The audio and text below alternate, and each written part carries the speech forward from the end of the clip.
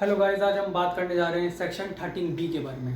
Section 13B of Hindu marriage act 1955 के बारे में। सवाल ये उठता है कि सेक्शन कहता है, ये सेक्शन ये कहता है कि जो भी हस्बैंड और वाइफ है, अगर वो म्यूचुअली डाइवोर्स देना चाहते हैं तो वो दे सकते हैं। इस सेक्शन के अंदर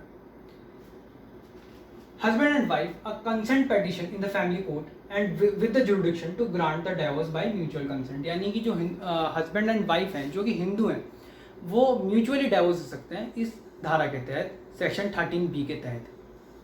सबसे बड़ी बात ये आ जाती है कि ये सेक्शन 13B के अंदर कौन कौन डाइवोर्स फाइल कर सकता है। हस्बैंड और वाइफ इस सेक्शन 13B के अंदर एक तो हिंदू होने चाहिए, और दूसरी बात ये आ जाती है कि 1 साल उनकी शादी को पूरा हो जाना चाहिए, जो कि वो सेपरेट जो भी रह रहे हैं उसके लिए 1 साल पूरा हो जाना चाहिए। ठीक है, अब इसमें बात deals with the provision for divorce by mutual consent among Hindus. ये जो सेक्शन 13B है वो उन्हीं के लिए प्रीफर करा जाता है जो कि हिंदू है, दोनों पार्टीज, और जो म्यूचुअली डाइवोर्स देना चाहते हैं एक दूसरे को। ये नहीं कि भाई हस्बैंड डाइवोर्स नहीं देना चाहता, वाइफ देना चाहती है, यानी कि वाइफ देना चाहती है या हस्बैंड नहीं देना चाहता, ऐसा कुछ नहीं करना। तो बस यही है कि दोनों जो है म्यूचुअली डाइवोर्स देना चाहते हैं। ये सेक्शन की सबसे बड़ी खासियत है। इसमें यह भी प्रोवाइड करा गया है for married couple to seek divorce amicably without having to prove fault और misconduct by either the parties. इसमें आपको ये प्रूव करने की जरूरत नहीं है कि भाई फॉल्ट किसका है, मिसकंडक्ट किसका है, सब प्रूव करने की जरूरत नहीं। बस सबसे बड़ी ये बात आ जाती है कि दोनों पार्टीज हैं वो म्यूचुअल डिवोर्स देना चाहती हैं। तीसरी बात, they must be Hindu bye religion. जो दोनों पार्टी, जैसा कि मैंने पहले ही बताया था कि जो दोनों पार्टी है वो हिंदू होनी चाहिए इस सेक्शन के अंदर। दूसरी, they must have been married for at least 1 year. उनकी शादी को 1 साल पूरा हो जाना चाहिए।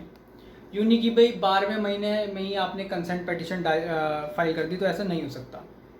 ठीक है, और तीसरी बात इसकी ये आ जाती है, they mutually have agree to divorce and have to decide to live separately.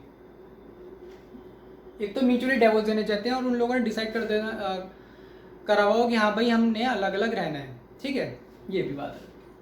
अब बात करते हैं इसकी कि ये फाइल करा कैसे करा जाता है कोर्ट के अंदर। सबसे बड़ी बात, पहले तो आप दोनों जो भी हस्बैंड वाइफ हैं वो कंसल्ट कर लें किसी लॉयर से जो कि अच्छा वकील हो, और म्यूचुअली एक कंसेंट पिटीशन वो डालेगा आपकी। अब इस पिटीशन में क्या लिखा जाएगा?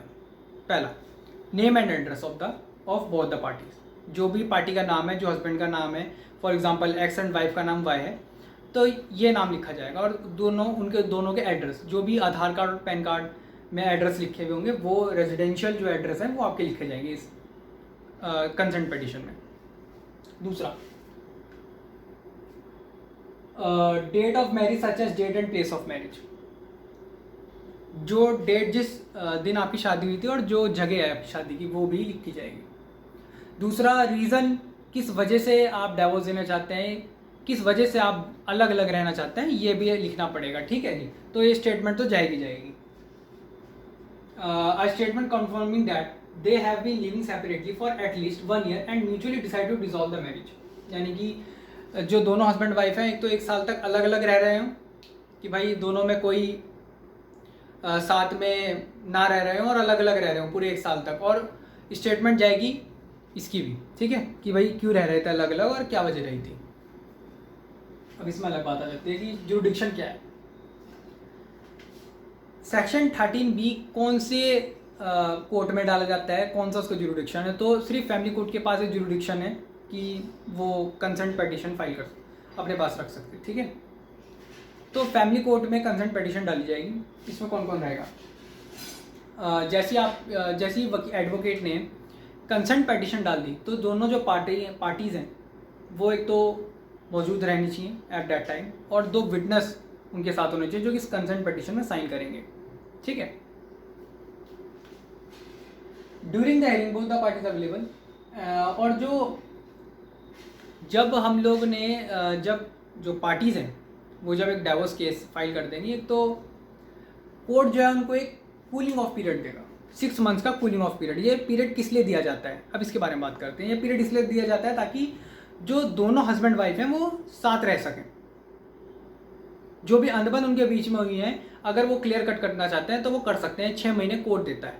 ठीक है, अगर इस 6 महीने के बाद भी अगर पार्टी साथ नहीं रहना चाहती तो जो कोर्ट है वो डाइवोर्स की डिग्री पास कर देगी, लीगली जो है डाइवोर्स की डिग्री पास कर देगी।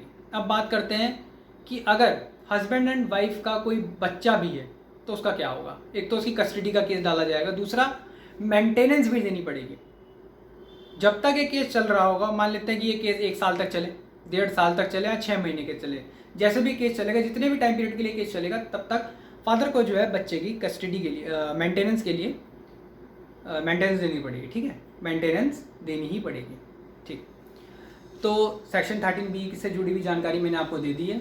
अगर आपको मेरे से जुड़ी हुई जानकारी और चाहिए तो आप मेरा इंस्टाग्राम ID भी ले सकते हैं, धीरज गुप्ता। और ज़्यादा जानकारी पाने के लिए लाइक एंड सब्सक्राइब करें मेरे चैनल को। Thank you.